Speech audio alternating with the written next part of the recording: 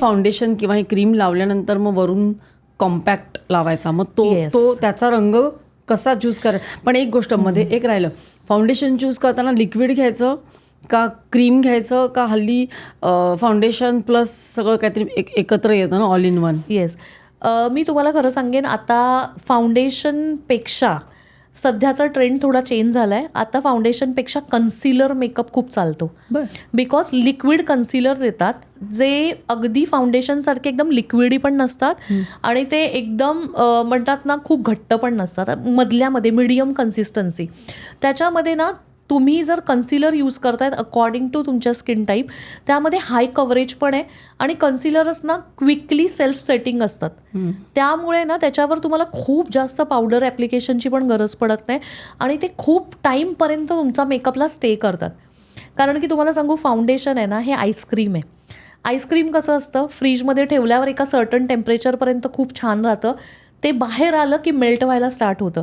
Foundation same आहे. तुम्ही foundation लावाल आणि तुम्ही ट्रेननी ट्रॅव्हल करताय, तुम्ही जाताय, तर गरमीमध्ये फाउंडेशन मेल्ट होतं आणि ते तुम्ही कितीही कॉस्टली आणि कितीही बेस्ट फाउंडेशन यूज करा तरी फाउंडेशन लावल्यावर सगळ्यांना हा प्रॉब्लेम फेस करावा लागतो. फाउंडेशन कोणासाठी छान आहे, चला लावा, AC हॉलमध्ये बसा किंवा तुम्ही ऑफिसला जाताय, ऑफिसच्या वॉशरूममध्ये छान रेडी होताय आणि डेस्कवर जाऊन बसताय तर फाउंडेशन ठीक आहे. पण जर तुम्हाला लॉंग लास्टिंग पण हवं आहे, फुल कव्हरेज पण हवं आहे, तर तुम्ही नक्की कन्सिलरचा ऑप्शन सिलेक्ट करू शकता. जसं की मी आत्ता म्हणाले, ब्राऊन कन्सिलरनी करेक्टिंग करून घ्या आणि अकॉर्डिंग टू तुमचा स्किन टाईप आहे त्याप्रमाणे एक कन्सिलर घ्या कलर आणि त्यांनी हलके हलके स्ट्रोक देऊन ब्युटी ब्लेंडरनी ब्लेंड करा.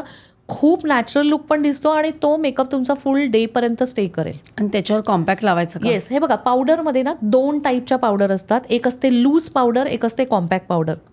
लूज पावडर काय आहे, लूज पावडर ही तुमच्या मेकअपला लॉक करणार आहे, मेकअपला ट्रान्सफर प्रूफ बनवणार आहे. म्हणजे तुम्ही जे पण क्रीम यूज करताय, अगदी फाउंडेशन असू दे किंवा कन्सिलर असू दे, ज्यावेळी तुम्ही लूज पावडरनी मेकअप सेट करताना तुम्ही कितीही हात लावा काय लावा, मेकअप ट्रान्सफर नाही होत, मेकअपवर तुमची बोटं उठत नाही. मेकअप खूप टाईमपर्यंत स्टे करायला हेल्प करते लूज पावडर. आणि खूप सारे ड्रग स्टोअर प्रोडक्ट आहेत ज्याच्यामध्ये खूप चांगल्या क्वालिटीच्या अफोर्डेबल लूज पावडर्स येतात. आणि कॉम्पॅक्ट पावडर काय आहे की त्याच्यामध्ये तुम्हाला मेकअप करायचा नाही आहे, पण जस्ट टचअप करून निघायचं आहे. कारण की कॉम्पॅक्ट पावडर काय करते, तुम्हाला टचअपसाठी हेल्प करते आणि तुमचा मेकअप लॉंग लास्टिंग बनवते.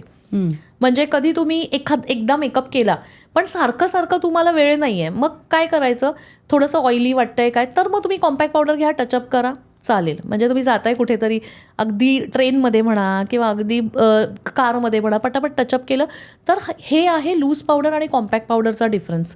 पण मला असं वाटतं ॲज अ मेकअप आर्टिस्ट की प्रत्येक बाईच्या व्हॅनिटीमध्ये एखादी लूज पावडर आणि कॉम्पॅक्ट पावडर दोन्ही असावी असं मला वाटतं. कारण तिला टचअप पण लागणारच आहे आणि प्लस तिने जो मेकअप केला आहे तो लॉक करावा पण लागणार आहे त्यासाठी.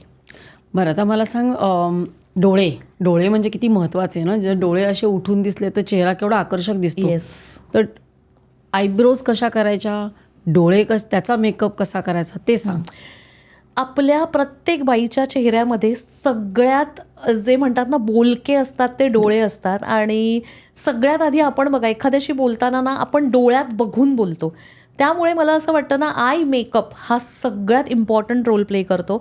आता बघा, रोज तुम्ही आय मेकअप करू नाही शकत, पण मला असं वाटतं जे रोज करू शकतात ते म्हणजे ना, जर तुमचे आयब्रोज विरळ आहेत, आयब्रोमध्ये खूप गॅप आहे, तर आता खूप सुंदर अशा आयब्रो डिफायनिंग पेन्सिल्स येतात. पण नेहमी लक्षात ठेवा, आयब्रो डिफायनिंग पेन्सिलमध्ये एकदम ब्लॅक कलर किंवा डार्क ब्राऊन कलर यूज नका करू. अगदी मिडियम ब्राऊन कलर जो डिफाईन करून एकदम नॅचरल आयब्रोज दिसतील. त्यानंतर डोळ्यासाठी आयब्रोचा हे शेप कसा पाहिजे. आता बघा, काही लोकांचे आयब्रोज आहेत ना, प्रत्येकाचा आयब्रोचा शेप वेगळा असतो. त्यामुळे काही लोकांना पॉइंटेड आयब्रोज आवडतात, काही लोकांना राऊंड आवडतात. तर ज्याप्रमाणे तुम्हाला आयब्रोज आवडतात त्याप्रमाणे जस्ट तुम्हाला आउटर लाईन आधी ड्रॉ करायची आहे.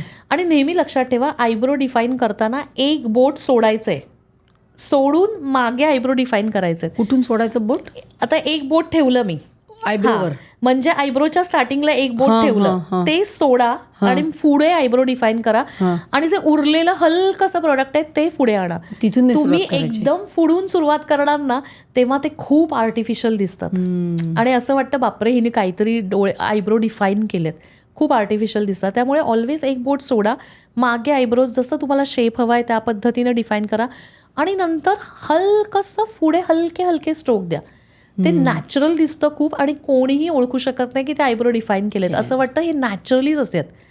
त्यानंतर डोळ्यावर आपण जेव्हा येतो त्यावर डोळ्यामध्ये एक तर तुमच्याकडे आयलायनर तोच लावू शकतो ज्याला आयलायनरची प्रॅक्टिस आहे.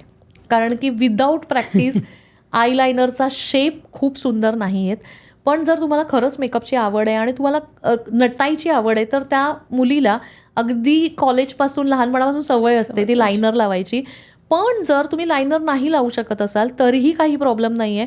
तर तुम्ही काजळ आणि मस्कारा हे तर मस्ट आहेच. अच्छा, मस्काराचं मस्त. येस, मस्कारा तर खूप इम्पॉर्टंट आहे. कारण की तुम्ही सिरियसली सांगते आणि आता जे कलर आलेत, कलर मस्कारा आलेत आणि आता ते जेन्झीज आहेत ते तुम्ही बघाल ना त्यांचा मेकअप स्पेशली मी खूप ऑब्झर्व करते कारण माझी मुलगी स्वतःची 14 वर्षाची आहे. तर ती लोक आहेत ना फक्त मस्कारा लावतात मस्तपैकी, छान लिप ग्लॉस लावतात, लिप टिंट लावतात, थोडंसं ब्लशर लावतात, झाला त्यांचा मेकअप. म्हणजे त्यांना ना असं स्किनवर फाउंडेशन्स आणि हे खूप सारं नको आहे. पण ती लोक मस्कारा तर नेहमी लावणार आहेत, हे लक्षात ठेवा. त्यामुळे तुमच्याकडे मस्कारा काजळ हे तर मॅन्डेटरी आहे. आणि हो, मी तुम्हाला अजून एक सजेस्ट करेन, जर तुम्हाला कुठे पार्टीला जायचं आहे, तुम्हाला लग्न कार्यात जायचं आहे तर तुमच्याकडे एखादा शिमर आयशॅडो असतो. आता ना खूप सारे सुंदर सुंदर आयशॅडो पॅलेट मिळतात, अगदी अफोर्डेबल आणि खूप छान ब्रँडचे. त्यामध्ये 3 कलर अगदी मॅट असतात, 3 कलर शिमरी असतात. त्यामध्ये गोल्ड आहे, कॉपर आहे, सिल्वर आहे. तर अकॉर्डिंग टू ड्रेस तुम्ही एखादं शिमर असं डोळ्यावर अप्लाय करू शकता. मला सांग, खालच्या भागाला लावायचं की ते आयब्रोजच्या खाली लावायचं? आता आयब्रोज आणि डोळ्याची ही डेप्थ आहे जिथे डोळा फोल्ड होतो त्याचा मधला जो स्पेस असतो ना त्याला म्हणतात क्रीज. क्रीजवर नाही लावायचं आहे, आपल्याला आयबॉल शेपवर लावायचं आहे. इथे आयबॉल असतो ना, कारण की क्रीजवर ना ऑलवेज मॅट कलर लागतो. तिथे तुम्ही शाईन ॲड केली तर ते खूप गॉडी आणि नॅचरल नाही वाटणार. पण तुम्ही जे पण मेकअप करताय, अगदी मॅट करताय किंवा शिमरी करताय, सगळं तुम्ही आयबॉलवर अप्लाय करा, खूप सुंदर दिसतं. त्यावर एखादं लायनर आलं, मस्कारा आला, एखादं काजळ आलं तर तुमचे डोळे खूप बोलके आणि रेखीव दिसतील. ही क्लिप शेवटपर्यंत बघितल्याबद्दल खूप खूप धन्यवाद. संपूर्ण एपिसोड बघण्यासाठी खाली दिलेल्या लिंकवर क्लिक करा आणि सर्व काही चॅनलला सबस्क्राईब करायला विसरू नका.